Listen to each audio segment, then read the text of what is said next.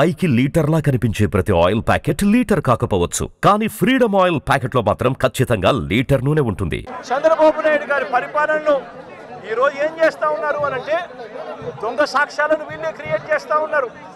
వీళ్ళే దొంగ సాక్ష్యాలను క్రియేట్ చేసి వీళ్ళకు నచ్చని నాయకులందరినీ కూడా ఒక పద్ధతి ప్రకారము కేసుల్లో ఇరికించి జైళ్ల పాలు చేసే కార్యక్రమము, చంపించే కార్యక్రమాలు దగ్గర నుండి చంద్రబాబు నాయుడు గారు చేస్తూ ఉన్నారు. మొన్ననే పోసాని కృష్ణమురళిని చూసాం. పోసాని కృష్ణమురళి అనే వ్యక్తి సినిమాలో దర్శకుడు.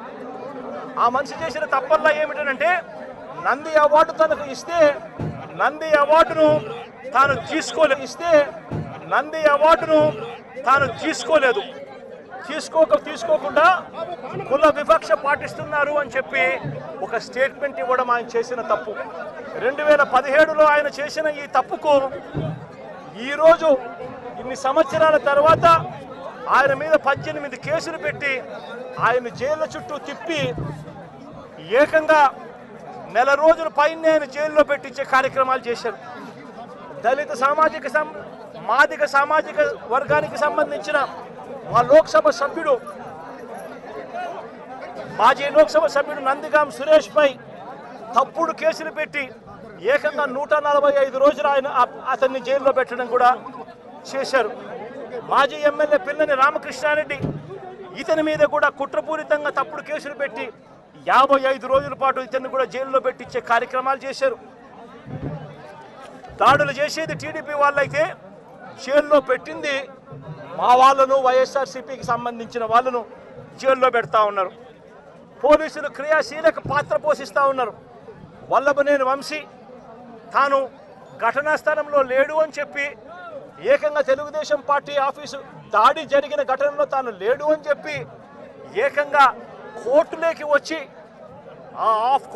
వచ్చి తెలుగుదేశం పార్టీకి సంబంధించిన వ్యక్తి, పనిచేస్తూ ఉన్న వ్యక్తి కోర్టు 18 సార్లు ఆయనకు వాయిదాలు పిలిస్తే 18వ తారీఖు రాని తప్పని పరిస్థితిలో పోలీసులే తనను ప్రవేశపెడితే కోర్టు ముందర తానే వంశీ అనేవాడు అక్కడ లేడు అని చెప్పిన తర్వాత కూడా వంశీని అదే కేసులో ఇరికిచ్చి అదే కేసులో వంశీని ఇబ్బంది పెడుతూ ఇప్పటికి 50 రోజుల నుంచి వంశీని కూడా జైల్లో పెట్టించే కార్యక్రమాలు చేశారు.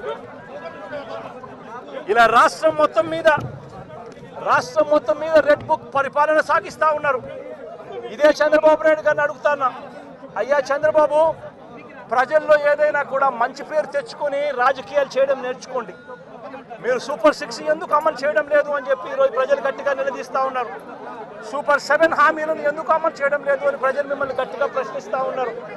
ఇలాంటి ప్రశ్నించే సమయంలో ప్రజల గొంతు వినపడకూడదు అని చెప్పి రాష్ట్ర వ్యాప్తంగా రెడ్ బుక్ పాలన మీరు సాగిస్తూ వైఎస్ఆర్సీపీకి సంబంధించిన వాళ్ళు లేదా మీ సూపర్ 6ను, మీ సూపర్ 7ను ఎందుకు అమలు చేయడం లేదు అని చెప్పి అడుగుతా ఉన్న ప్రజలను మీరు దయా దాక్షిణ్యం లేకుండా ఈ రకంగా ప్రతి చోట కూడా పోలీసులను ఉపయోగించుకుంటూ ఎమ్మెల్యేలందరినీ కూడా హింసను ప్రోత్సహించండి అని చెప్పి వాళ్ళందరినీ కూడా ఉసగొలుపుతూ రాష్ట్ర వ్యాప్తంగా కూడా మీరు చేస్తూ ఉన్న ఈ దౌర్జన్య కాండ త్వరలోనే ప్రజలు చూస్తూ ఉన్నారు, దేవుడు చూస్తూ ఉన్నాడు.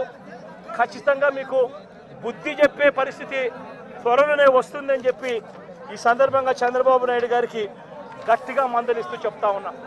అదే మాదిరిగా ఇంకొక విషయం కూడా చెప్తా ఉన్నా. ఇంకో విషయం కూడా చెప్తా ఉన్నా.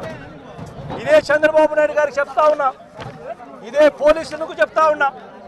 పోలీసులు ఎవరైతే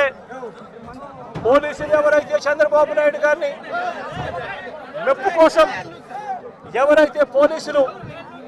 చంద్రబాబు నాయుడు గారి మెప్పు కోసం ఎవరైతే వాళ్ళ టోపీ మీద ఉన్న సింహాలకు సెల్యూట్ చేయకుండా చంద్రబాబు నాయుడు గారికి వాచ్మెన్ల కింద పనిచేస్తా ఉన్న ఆ ప్రతి పోలీస్ అధికారికి చెప్తా ఉన్నా, ఎల్లకాలం చంద్రబాబు నాయుడు గారి పరిపాలన సాగదు. చంద్రబాబు నాయుడు గారి పరిపాలన త్వరలోనే వస్తుంది. ప్రతి పోలీస్ అధికారికి కూడా చెప్తా ఉన్నా, మీ బట్టలు తీస్తామని చెప్పి ప్రతి పోలీస్ అధికారికి చెప్తా ఉన్నా, మీ యూనిఫామ్ తీస్తాం, చట్టం నిలబెడతాం. దోషులుగా మిమ్మల్ని నిలబెట్టి మీ యూనిఫామ్ తీయించి మీకు ఉద్యోగాలు లేకుండా చేస్తామని కూడా ఈ సందర్భంగా ఇప్పటికైనా చెప్తా ఉన్నా, ప్రతి పోలీస్ అధికారిలో కూడా మార్పు తెచ్చుకోండి. ఎల్లకాలం ఇదే పరిపాలన సాగదు. మీరు చేసిన ప్రతి పనికి కూడా వడ్డీతో సహా లెక్కేసి మిమ్మల్ని దోషులుగా నిలబెట్టి మీతో కక్కిచ్చే కార్యక్రమం ఖచ్చితంగా చేస్తామని చెప్పి కూడా ఈ సందర్భంగా ప్రతి పోలీస్ అధికారికి కూడా చెప్తా ఉన్నాం. సుమన్ టీవీలో మీ పర్సనల్ అండ్ బిజినెస్ ప్రమోషన్స్ కోసం కింది నెంబర్కి కాంటాక్ట్ చేయండి.